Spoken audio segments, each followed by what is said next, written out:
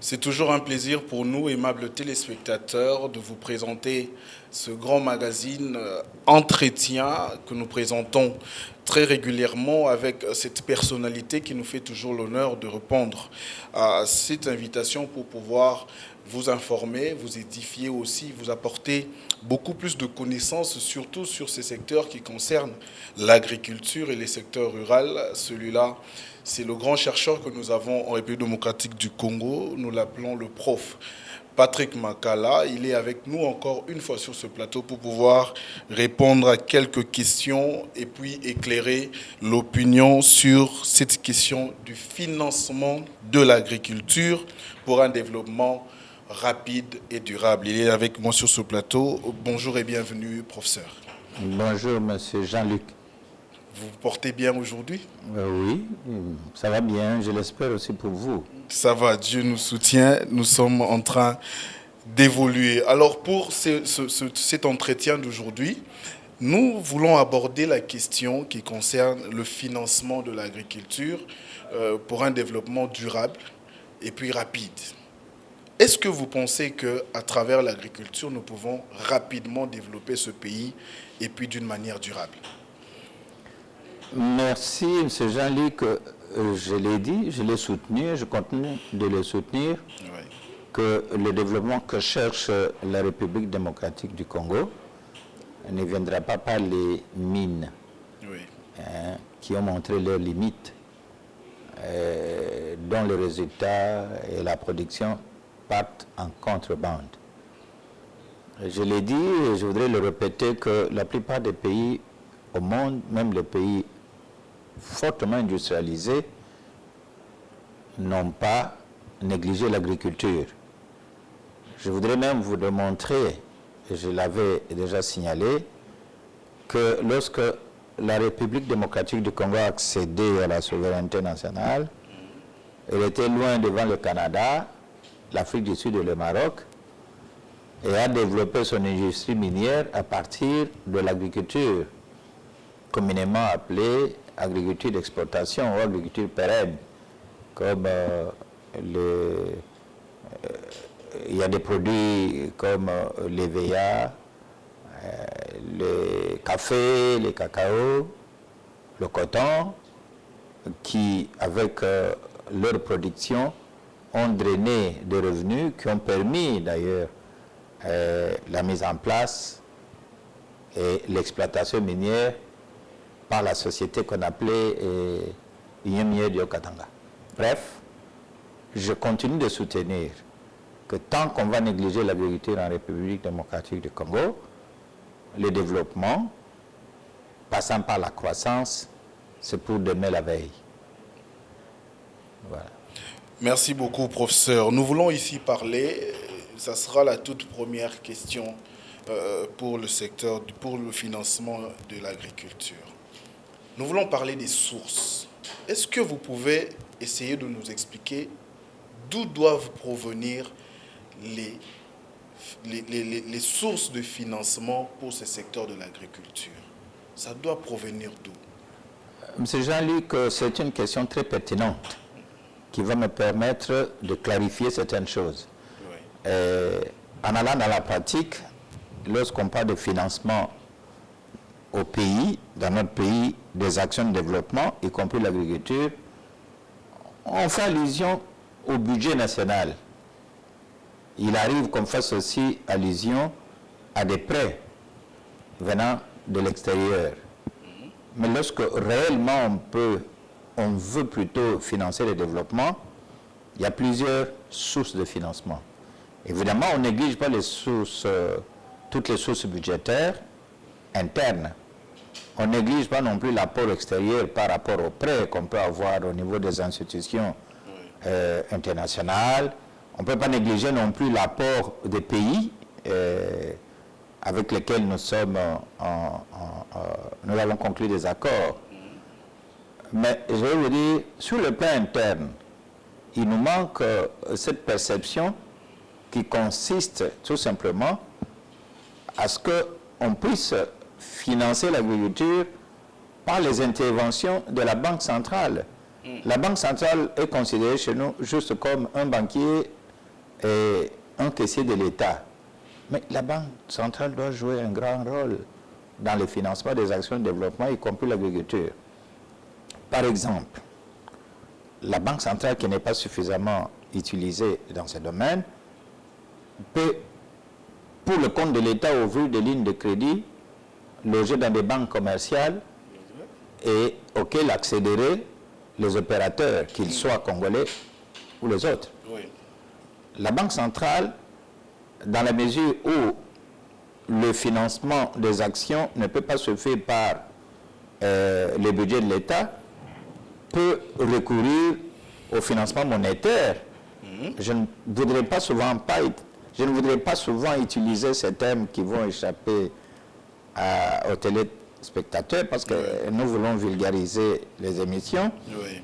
La banque centrale peut mettre des bons trésors et les prêteurs peuvent déposer leurs fonds à l'État. L'État a besoin de crédits pour financer l'économie. Il y a plusieurs applications que la Banque centrale est censée mettre en place pour financer l'agriculture, y compris d'autres secteurs prioritaires sur le plan interne. Donc, à côté des actions de la Banque mondiale, l'État peut recourir pour le financement de l'agriculture et d'autres financements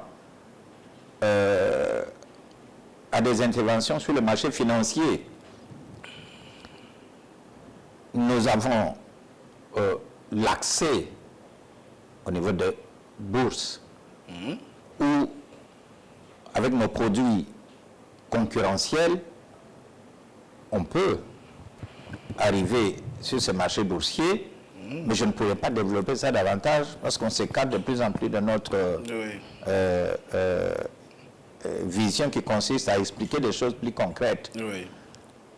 À côté du budget, à côté des financements par la Banque centrale, à côté des marchés financiers au niveau de l'extérieur, mais on peut, il y a même, je ne voudrais pas citer celui qui a dit cela, il y a des interventions venant des partenaires. Il ne faut pas voir dans les partenaires seulement des organismes internationaux. Il y a aussi des pays. Oui. Dernièrement, pour ne pas les citer, mais je vais quand même les citer, le président du conseil d'administration, nous reviendrons sur une autre émission sur cela, de l'Université technologique Belcampus, en mettant un certain nombre de savants congolais pour synthétiser ce qu'on peut avoir dans une vision prospective, comme un pays qui émarge dans l'horizon 40, il a démontré.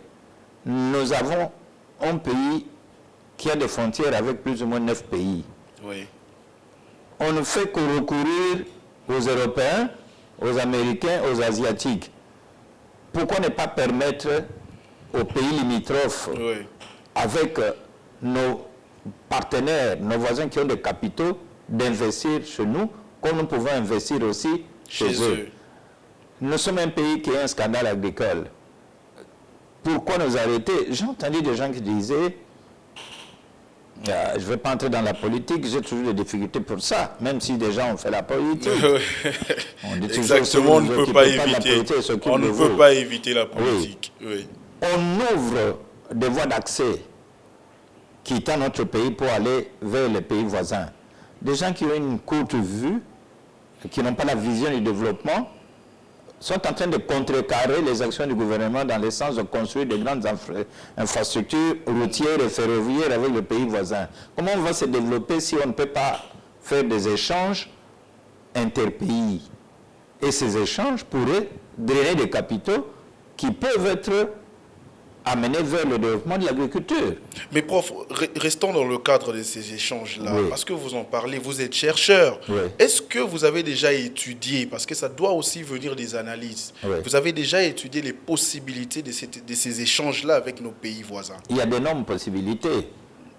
La première possibilité, c'est qu'en nous ouvrant à l'extérieur, Oui. et notamment directement aux pays limitrophes, nous drainons des biens et des services que nous n'avons pas, et nous drainons aussi les investisseurs.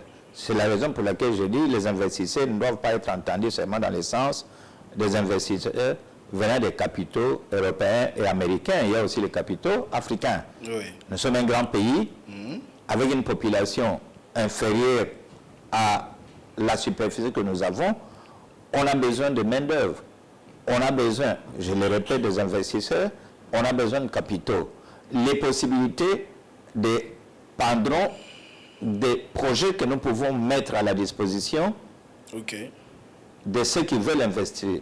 Ok. On ne peut pas aujourd'hui dire, j'ai mené une étude, par exemple dans le domaine des projets agricoles, quels sont les projets que nous pouvons faire ensemble avec les pays limitrophes. Limitrophes. Vous savez, je vais peut-être laisser la susceptibilité des Congolais, hein, ils aiment beaucoup plus leur pays, y compris moi-même, nous aimons notre pays.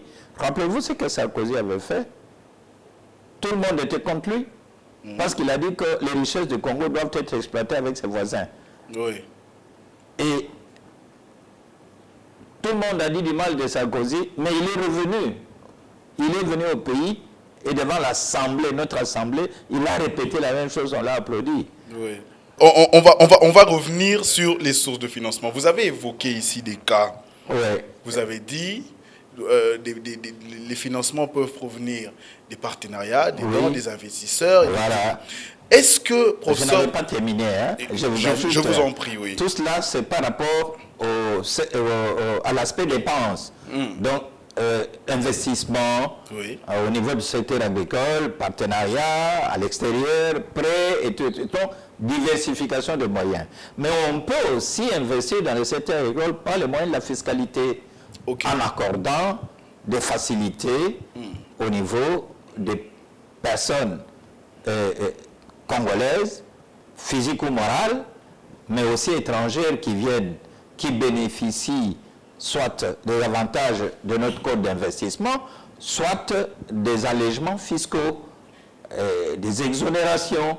Et ces gens vont se sentir stimulés pour investir. Bref, vous parlez de financement, ce pays ne diversifie pas annuellement l'ensemble des ressources qui peuvent être capitalisées et orientées vers le secteur agricole.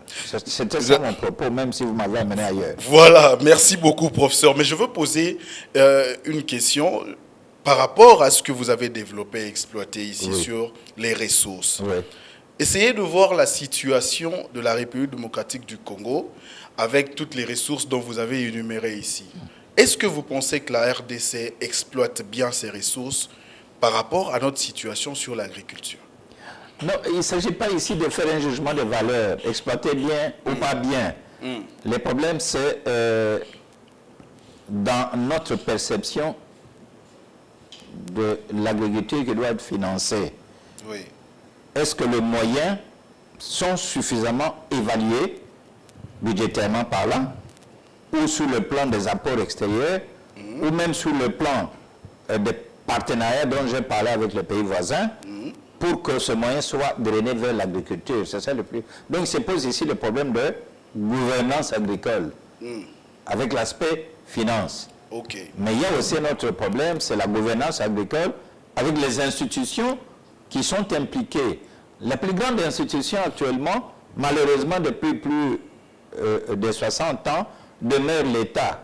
Or, à travers le monde, l'État n'a jamais investi d'une manière tout à fait rationnelle pour aboutir à des résultats qui puissent satisfaire le grand nombre. La gouvernance agricole suppose, et je l'avais dit dans l'une de nos émissions, que l'État joue son rôle d'orienter, son rôle de politique publique, et qu'il puisse prendre en charge, non seulement sur le plan financier, mais sur le plan de la régulation, sur le plan de la démocratisation du secteur, sur le plan de la libéralisation du secteur, pour que les partenaires qui veulent investir dans l'agriculture viennent investir. C'est-à-dire, maintenant, vous dites non, est-ce que ces moyens sont...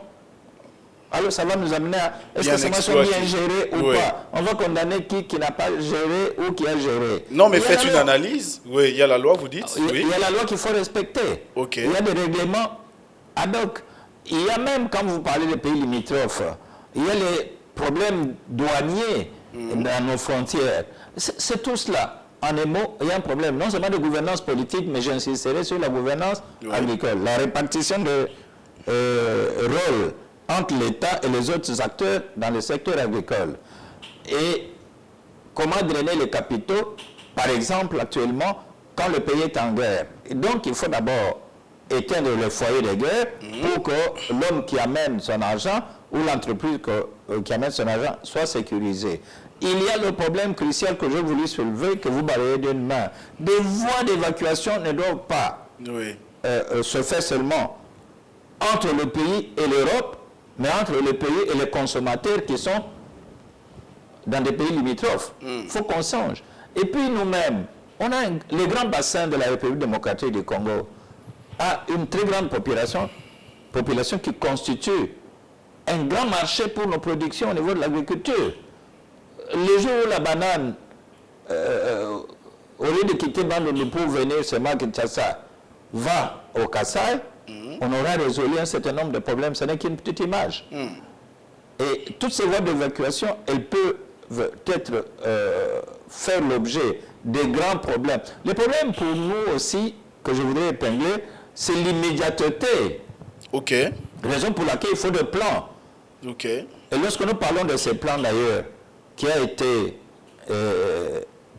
une somme de plusieurs plans avec une nouvelle réorientation faite par une université, il y a des gens qui prennent ça sur les pincettes. Pourquoi? Parce que la vision écoute, parce que c'est l'immédiateté, parce que c'est le nombril qu'il faut. Mais il faut nous amener à des plans de développement aussi bien sectoriels que les plans globaux de développement avec des indications précises. C'est ça notre problème. On ne doit pas gérer à l'aveuglette. Si c'est là votre problème, professeur, moi je vais essayer de revenir dans les émissions précédentes. Vous avez évoqué, vous en parlez encore ici au cours de cette émission, vous avez évoqué le problème de la vision. Vous avez dit que la RDC avait un manque de vision. Vous avez dit nous avons un manque de politique agricole. Aujourd'hui, vous parlez de la gouvernance agricole qui est encore pas bonne pour ces secteurs-là. Vous êtes chercheur. Je vous mets à la table des élites de ce pays où on vous invite pour maintenant vous faire des propositions, nous dire votre stratégie pour que la République démocratique du Congo quitte toutes ces manœuvres-là pour aboutir réellement à un développement durable dans le secteur de l'agriculture. Dites-nous ce que vous allez faire, vous, professeur Patrick. Cette question devrait faire l'objet d'une émission entière. Je vais vous renvoyer au plan que nous venons de mettre en place. Avec j'y ai contribué, surtout sur le plan de l'agriculture. Et nous parlons, comme je l'ai dit, dans une vision prospectiviste pour l'avenir, pour le futur. En 40 ans, il va falloir créer les emplois, surtout les emplois jeunes. En 40 ans, il faut que ce pays arrive à nourrir sa population, mais à nourrir la population mondiale. Regarde, excusez-moi de vous tutoyer, regardez les analyses qui ont été faites. Ce n'est pas par moi, mais par la plupart des experts, aussi bien nationaux qu'étrangers, démontrent qu'avec nos potentialités naturelles, avec ce que nous avons comme possibilités et opportunités sur le secteur agricole, en utilisant beaucoup d'intrants, c'est-à-dire en faisant recours à la modernisation de l'agriculture avec du matériel qu'il faut, avec une poussée sur le plan des engrais, là il faut que ça soit utilisé, en orientant notre effort vers la multiplication de semences. Je vous explicite quelque chose qu'on appelle un intrant. Je vous suis. Sans oublier la formation de l'homme responsable dans le secteur agricole. On constate que ce pays peut nourrir la moitié des habitants sur la Terre. Si nous sommes à 7 milliards, on pourrait prendre... La RDC peut prendre en charge 3 milliards 500. Alors que nous, aujourd'hui, les enfants de moins de 5 ans sont tellement mal nourris que je suis en train de me demander si dans une dizaine, vingtaine d'années, nous aurons encore des savants dans ce pays. Parce que tout va avec la nourriture, l'alimentation et même le bétail. Vous comprenez? Alors, vous me dites, quelle stratégie elle n'est pas immédiate. Avant que vous y arriviez, prof, permettez que je vous paraphrase, excusez-moi. Oui.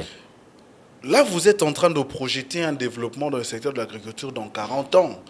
Je venais de vous dire... 2040, c'est pas loin.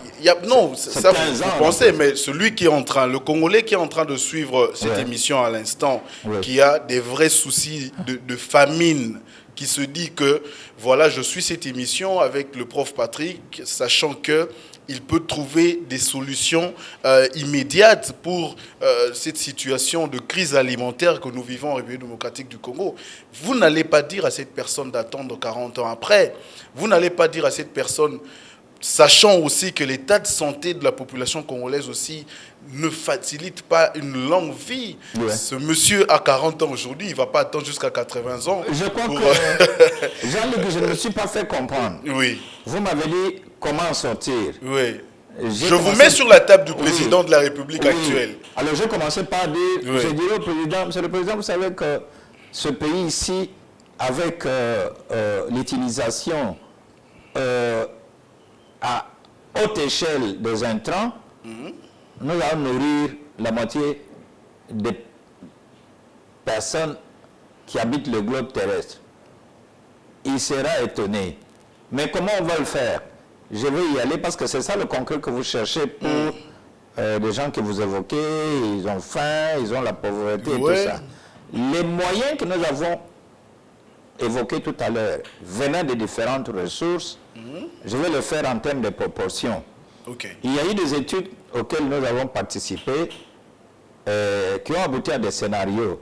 Si on augmente en termes de rendement de certains produits ou de cultures au niveau de l'agriculture, annuellement, de 6%, c'est-à-dire le budget de ce pays, plus l'argent qui viendrait de tous les coins que nous avons, de toutes les sources que nous avons évoquées, plus ou moins 6%, entraîne immédiatement l'augmentation en pourcentage d'autres secteurs vers le développement.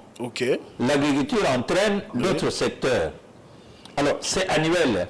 Les études ont démontré que si on pouvait, pour les cultures et d'autres productions agricoles, production de la pêche et de l'élevage, augmenter en termes de proportion à raison de 8%, on va, en moins de 6 ans, résoudre le problème de l'alimentation, résoudre le problème de la pauvreté.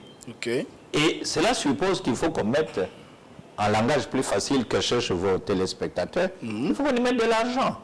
Pourquoi? Le Congo, sur le plan démographique, chaque année, évolue en termes de 3,2 ou 3,3% la population augmente en termes de 3,3%. Mais quand vous affectez les moyens en termes de 1 ou 1,5%, comment on va combler l'écart? Les effets sont visibles dans ce que vous dites. Les gens ont faim, les gens attendent et tout ça. Il faut que les moyens dépassent le 3,2% ou 3,3% de l'augmentation de la population. C'est aussi simple que ça. Est-ce que c'est possible ici en RDC actuellement? C'est possible? C'est possible. D'où se pose le problème de ce qu'on appelle gouvernance. Il faut qu'on respecte les biens sociaux. Il faut qu'on ait une vision de dire, écoutez, vous savez, si on veut réussir sa politique, il faut nourrir la population. Mais il y a 3 secteurs prioritaires qui sont restés toujours prioritaires, même si la priorité a été considérée comme priorité de priorité, c'est le secteur de l'éducation. Heureusement qu'on y a mis, qu'on est en train d'y mettre des moyens. À côté de l'agriculture et de l'éducation, il y a la santé. Ce sont ces 3 secteurs qui peuvent maîtriser une politique interne et amener les gens à se développer. Les stratégies dans ce domaine, comme vous le demandez, sont des stratégies de financement qui puissent dépasser les cadres de l'augmentation démographique annuelle de 3,2%. Et pour le faire, il faut des projets porteurs.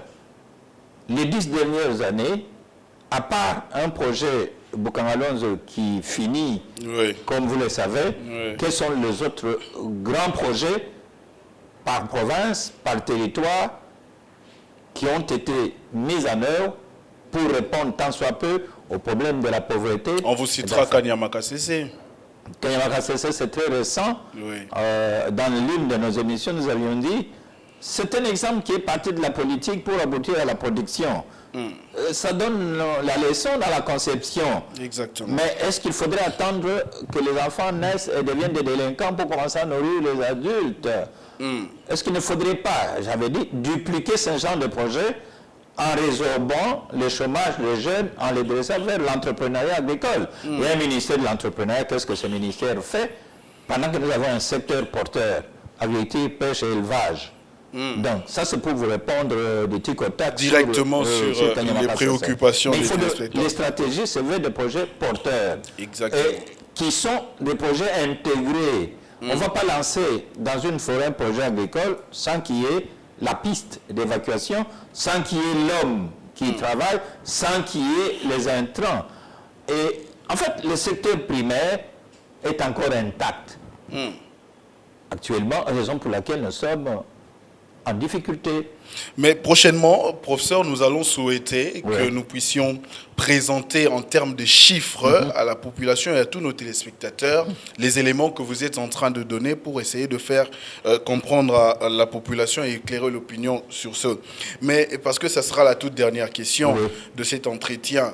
Vous avez parlé des ressources et vous avez cité aussi des investisseurs, qu'ils soient étrangers, pays voisins et tout ça.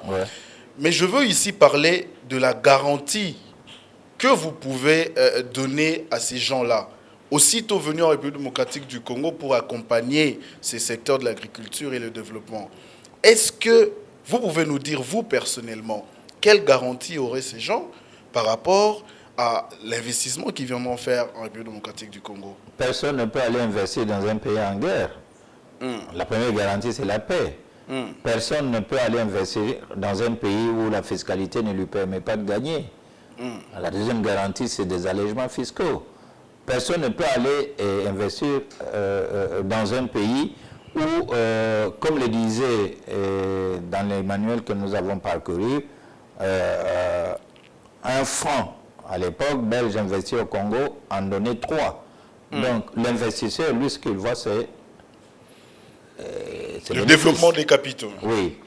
Alors, la stabilité politique, c'est une garantie de l'investissement. Et puis, l'effort interne, ce n'est pas un problème seulement, un problème institutionnel. Les investisseurs nationaux, quelqu'un peut prendre le risque quand déjà dans le pays, les investisseurs nationaux sont en train de travailler. Il faut que nous apprenions à travailler pendant 8 heures de temps dans tous les secteurs. Et qu'on cesse toujours de tendre la main. Quand vous parcourez la ville, vous parcourez certaines campagnes, le Congolais est devenu quelqu'un qui demande, qui a toujours la main tendue, alors même qu'avec juste une plate-bande, il peut trouver de la tomate ou des patates, aller sur le marché et gagner. Il faut qu'on amène les gens à l'esprit non seulement d'entrepreneuriat, mais de se prendre en charge et d'utiliser l'ensemble des savoirs locaux pour arriver à se suffire. Je ne défends pas l'État parce que je suis fonctionnaire. Aujourd'hui, les Congolais pensent que l'État doit tout résoudre, même venir lui donner à manger dans sa maison. C'est la loi du moindre effort. Il faudrait qu'au niveau des écoles fondamentales, écoles auxquelles on a donné cette possibilité de gratuité, qu'on introduise des cours de civisme, de morale et de religion pour former un homme capable de prendre sa destinée en main.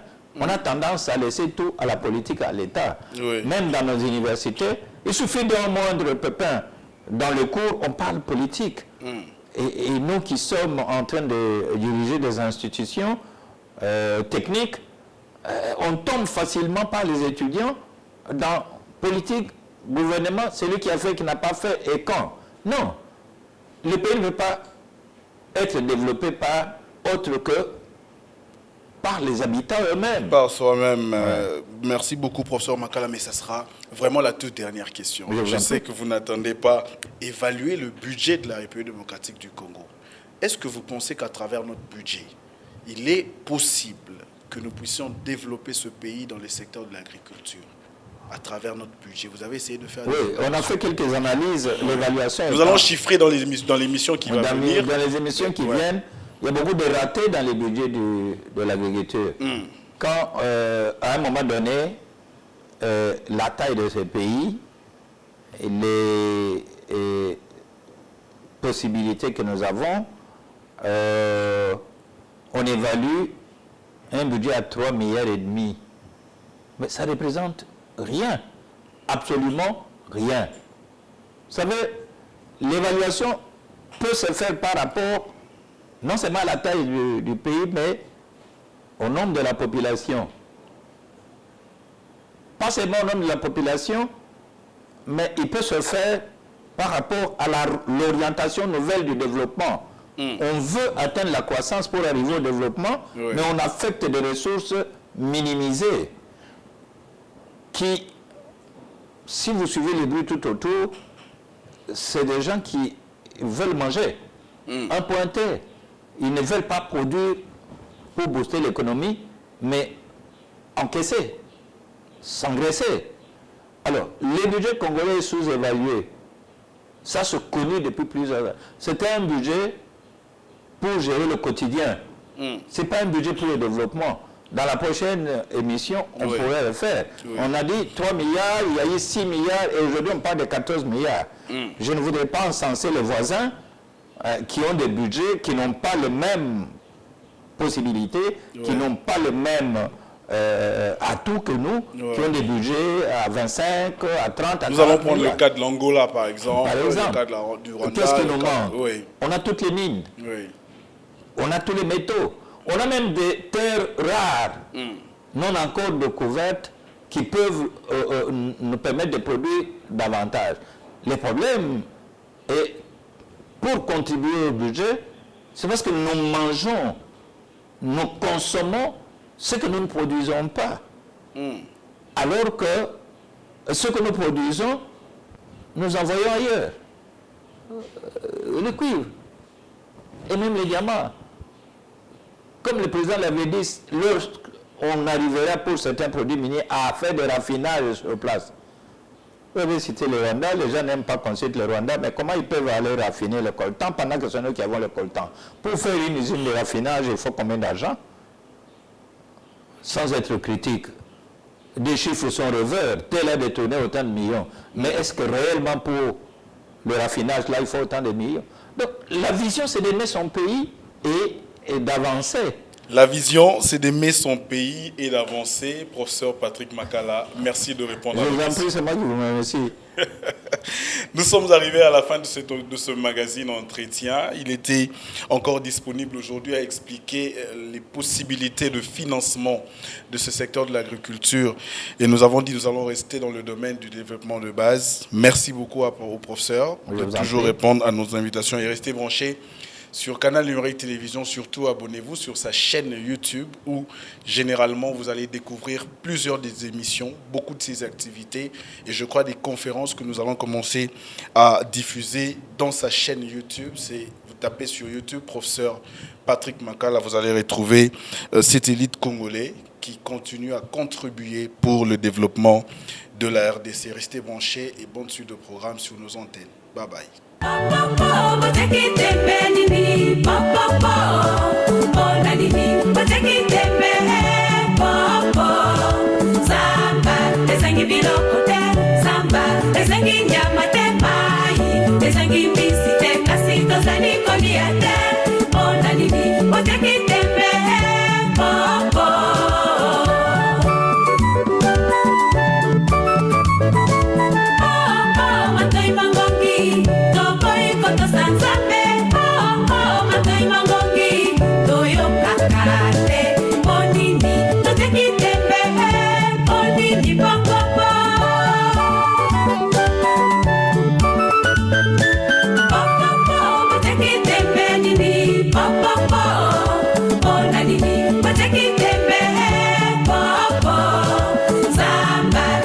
Below